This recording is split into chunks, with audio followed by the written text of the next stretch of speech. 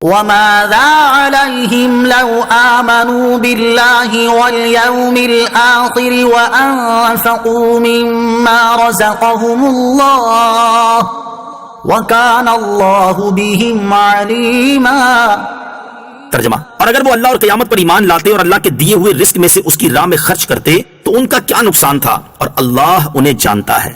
وَمَاذَا عَلَيْهِمْ، اور ان کا کیا نقصان تھا۔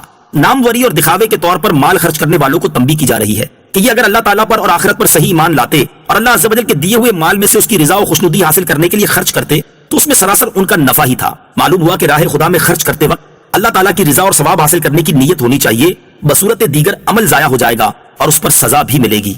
إِنَّ اللَّهَ لَا يَظْلِمُ مِثْقَالَ ذَرَّةٍ وَإِن تَكُ حَسَنَةً يُضَاعِفْهَا وَيُؤْتِ مِن لَّدُنْهُ أَجْرًا عَظِيمًا۔ ترجمہ، بے شک اللہ ایک ذرہ برابر ظلم نہیں فرماتا، اور اگر کوئی نیکی ہو تو وہ اسے کئی گنا بڑھا دیتا ہے اور اپنے پاس سے بہت بڑا ثواب عطا فرماتا ہے۔ ان اللہ لا یظلم مثقال ذرہ، بے شک اللہ ایک ذرہ برابر ظلم نہیں فرماتا۔ اللہ تعالیٰ اس سے پاک ہے کہ وہ کسی پر ایک ذرے جتنا بھی ظلم فرمائے۔ یہاں یہ بات اس معنی میں ہے کہ اللہ عز و جل کسی کے نیک اعمال بغیر کسی وجہ کے ضائع فرما کر ان کو جزا سے محروم کر دے، یا کسی مجرم کو اس کے جرم سے زیادہ سزا دے دے، یہ اس کی شان کے لائق نہیں، بلکہ اپنے فضل و رحمت سے نیکی کا ثواب عمل کے مقابلے میں بہت زیادہ عطا فرماتا ہے۔ حضرت انس بن مالک رضی اللہ تعالیٰ عنہ سے روایت ہے، رسول اللہ صلی اللہ علیہ وسلم نے ارشاد فرمایا، اللہ تعالیٰ ظلم سے پاک ہے، مومن نیکی کرتا ہے تو دنیا میں رزق اور آخرت میں جنت کی صورت میں ثواب پاتا ہے، اور کافر کوئی نیکی کرتا ہے تو اس کے بدلے دنیا میں ہی اسے رزق دے دیا جاتا ہے، اور قیامت کے دن اس کے پاس کوئی نیکی نہ ہوگی جس پر اسے کوئی جزا ملے۔ فَكَيْفَ إِذَا جِئْنَا مِن كُلِّ أُمَّةٍ بِشَهِيدٍ وَجِئْنَا بِكَ عَلَى هَؤُلَاءِ شَهِيدًا۔ ترجمہ، تو کیسا حال ہوگا جب ہم ہر امت میں سے ایک گواہ لائیں گے، اور اے حبیب تمہیں ان سب پر گواہ اور نگہبان بنا کر لائیں گے۔ فَكَيْفَ إِذَا جِئْنَا مِن كُلِّ أُمَّةٍ بِشَهِيدٍ، تو کیسا حال ہوگا جب ہم ہر امت میں سے ایک گواہ لائیں۔ اس آیت میں کفار و منافقین اور یہود و نصارہ کے لیے شدید وعید ہے کہ جب قیامت کے دن تمام انبیاء علیہ السلام اپنی امت کے ہر نیک اور بد کے ایمان، کفر، نفاق اور تمام اچھے برے اعمال کی گواہی دیں گے، پھر ان سب پر حضور سید المرسلین صلی اللہ تعالی علیہ وسلم کو گواہ بنایا جائے گا، تو ان کا انجام کیا ہوگا؟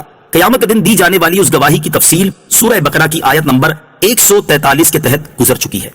يَوْمَئِذٍ يَوَدُّ الَّذِينَ كَفَرُوا وَعَصَوُا الرَّسُولَ لَوْ تُسَوَّىٰ بِهِمُ الْأَرْضُ وَلَا يَكْتُمُونَ اللَّهَ حَدِيثًا۔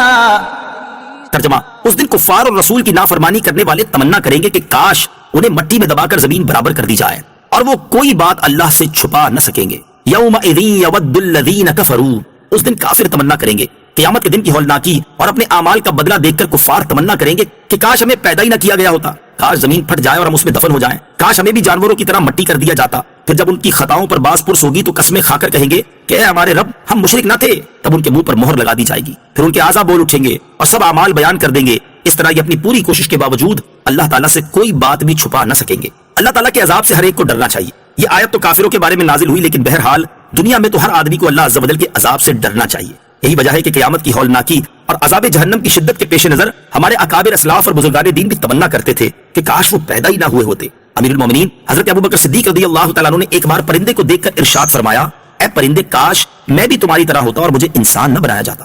امیر المومنین حضرت عمر فاروق رضی اللہ تعالیٰ عنہ کا فرمان ہے، میری تمنا ہے کہ میں ایک مینڈا ہوتا جسے میرے اہل خانہ اپنے مہمانوں کے لیے ذبح کر دیتے۔ حضرت ابو ذر رضی اللہ تعالیٰ عنہ کا قول ہے، کاش میں ایک درخت ہوتا جو کاٹ دیا جاتا۔ امیر المومنین حضرت عثمان غنی رضی اللہ تعالیٰ عنہ فرمایا کرتے، میں اس بات کو پسند کرتا ہوں کہ مجھے وفات کے بعد نہ اٹھایا جائے۔ حضرت طلحہ اور حضرت زبیر رضی اللہ تعالیٰ عنہ فرمایا کرتے، کاش ہم پیدا ہی نہ ہوئے ہوتے۔ ام المومنین حضرت عائشہ صدیقہ رضی اللہ تعالیٰ عنہا فرمایا کرتی، کاش میں کوئی بھولی بسری چیز ہوتی۔ حضرت عبداللہ بن مسعود رضی اللہ تعالیٰ عنہ فرمایا کرتے، کاش میں راکھ ہوتا۔ یہ کلمات ان ہستیوں کے ہیں جو زبان رسالت سے قطعی جنتی ہونے کی بشارت سے بہرہ مند ہوئے، جبکہ اب کے لوگوں کی حالت یہ ہے کہ عمل نام کی کوئی چیز پلے نہیں اور بے حساب مغفرت کا یقین دل میں سجائے بیٹھے ہیں۔ اے کاش ہمیں بھی حقیقی معنوں میں ایمان پر خاتمے کی فکر، قبر و حشر کے پرہول لمحات کی تیاری کی سوچ، عذاب جہنم سے ڈر اور جبار و قہار رب عز و جل کا خوف نصیب ہو جائے۔